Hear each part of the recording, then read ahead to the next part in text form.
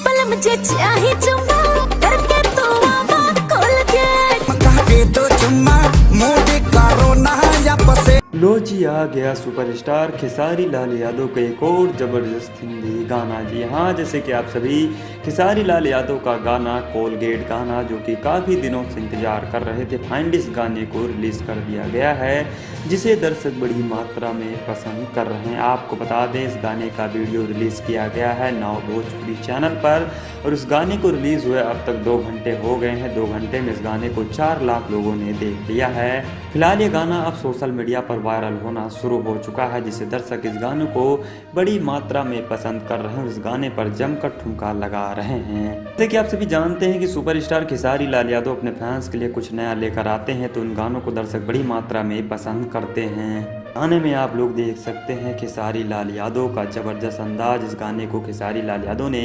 बहुत ही ज़बरदस्त तरीके से गाया है। इस गाने को लिखा था शाहिद अख्तर ने। इस गाने का वीडियो एडिटिंग किया है प्रिंस शेट्टी ने। इस गाने को लाइक किया है 44,000 लोगों ने।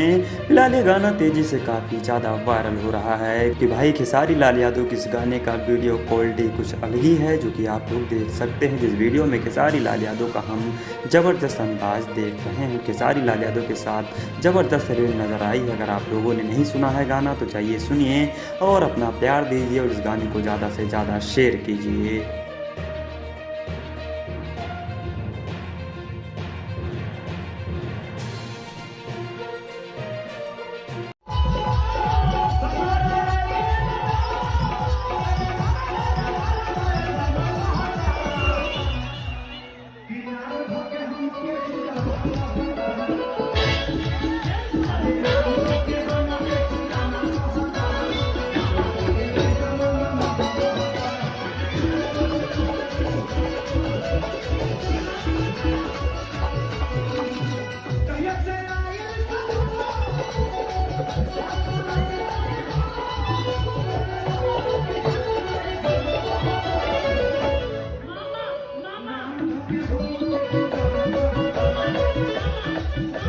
Mama.